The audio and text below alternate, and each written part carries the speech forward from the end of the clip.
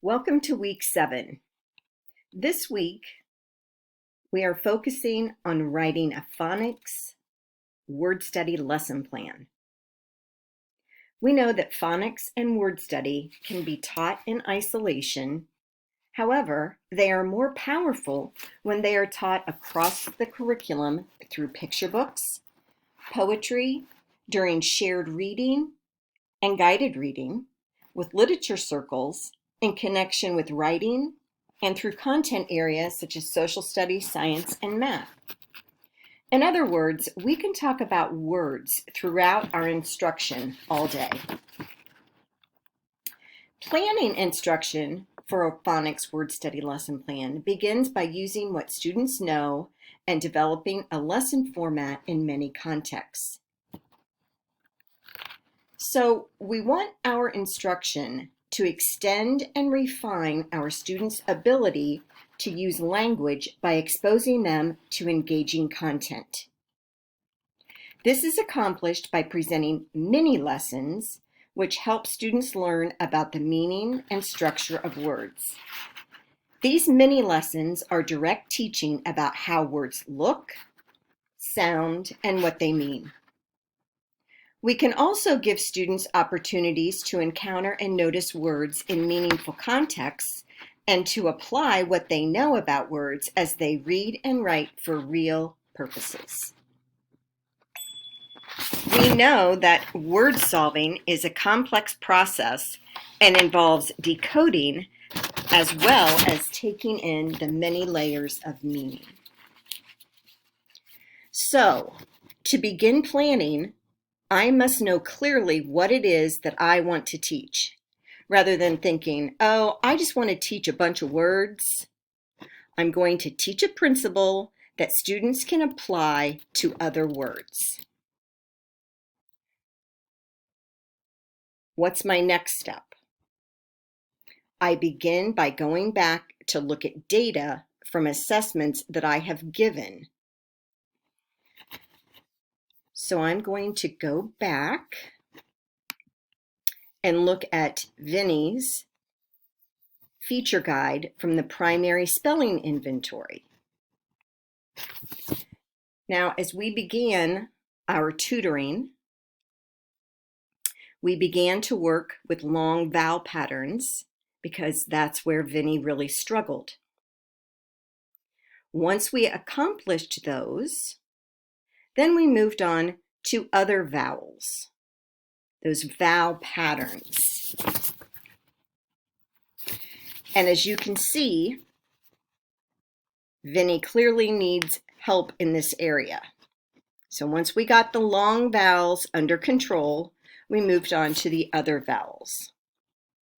So now I want to walk you through the lesson plan that I created for Vinny.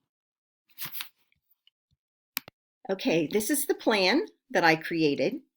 Please note that up at the top, I have stated that this is a one-to-one student-teacher tutor session. So some areas of this plan are not applicable for this one-to-one setting. And I put that up there because this is going to go in your anthology portfolio, and other instructors may be looking at this and not quite understand that this is one-to-one. So that's why I would like for you to include that in the header of the lesson plan. Now, the sections of this lesson plan should fit together like a puzzle. As I'm going through Vinny's plan, notice how all the pieces are linked to the measurable learning outcomes. So my central focus is going to be to know the spelling sound correspondence for the AI and EA vowel teams. So my principle, which is your central focus, but it's stated in student-friendly language. Some long vowel sounds are represented by two vowels side by side in the word that make one sound. My measurable learning outcome after the lesson should be that the student will independently build and read 5 AI and 5 EA vowel team words with 100% accuracy. Then I went to the standards found on the ODE website, to Reading Foundations 2.3, Know and apply grade level phonics and word analysis skills in decoding words. The B part is Know spelling sound correspondences for additional common vowel teams. The academic language I want the students to know and be able to use: vowel, consonant, and vowel team. Notice that they have to be defined, and you also need to cite the source where you found each academic language term. The language demand is how the students are going to use or need or practice language skills during the lesson. So how are they going to be listening, reading, writing, and speaking? The second part of language demand is how you, the teacher, will incorporate the academic language terms within your lesson. So the first part, the student will need to know that each word consists of consonants and a vowel team. In the beginning of the lesson, I will use the academic terms consonant, vowel, vowel teams when reviewing before and after the video. Also, when modeling building the word for the student, I'm going to be using those same terms. Now, I really didn't use technology in this lesson other than the short video that I showed to hook them. So that's why I marked no, and I gave my rationale. It's important for the student to manipulate the magnetic letter tiles to form words, to write words, and to read the words. Now, I know early on when I talked about the lesson plan, I wanted you to include the context for learning so there was differentiation in your lesson. And if you've done that, that's perfect. If you haven't, you really could just put there are no plans for ELL in this tutor session unless you're working with an ELL student. The only one area that I completed was for an underperforming student. I just said this is a one-to-one tutor session for an underperforming student. The student has control of, obviously, long vowel patterns in words. He is ready to learn vowel teams, beginning with AI and EA based on his Words Their Way primary spelling inventory assessment results. The assessment for student learning. My pre-assessment was the primary spelling inventory that I gave. And you need to complete the description, the skill, goal, or objective that's going to be measured, your feedback, and how you will use the data for future planning. So I used the primary spelling inventory, my formative assessment, I used anecdotal notes, and an exit slip. So as Vinny was working to build the words, I observed and documented his behaviors. Was he using the academic language as he was building those words? Was it an easy task for him? Was it difficult for him? The exit slip is that he will write at least one thing learned in the session today. And hopefully he would write a vowel team is 2 vowels side by side in a word that makes one sound. If he can do that, we'll go on to other vowel teams. If not, then I need to reteach in a different way the 2 vowel teams that were covered in this lesson. The summative assessment is my measurable learning outcome. And again, he's using magnetic letter tiles to build words that I dictate to him. Academic language and language demand, that also has to be assessed.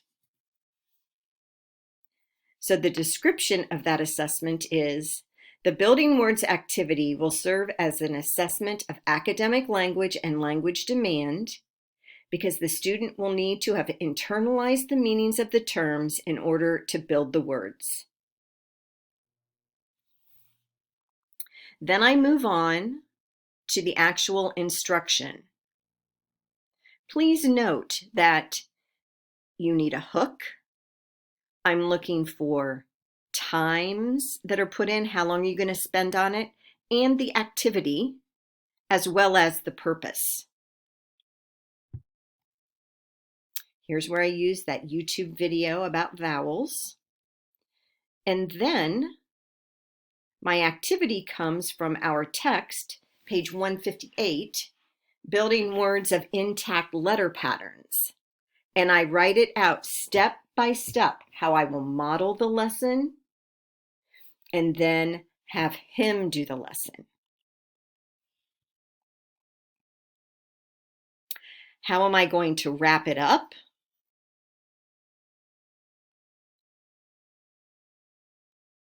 I've included all the materials that I will need, all the materials that the student will need. The learning environment, again, with it being a one-to-one setting, is slightly different than it would be for a classroom of students. I've included the references and research I did to create this lesson. Here is the ODE site to get the standards.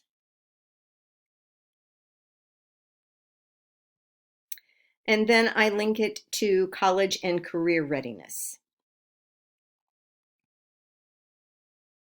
If you have any questions about the lesson plan, please ask me before you submit.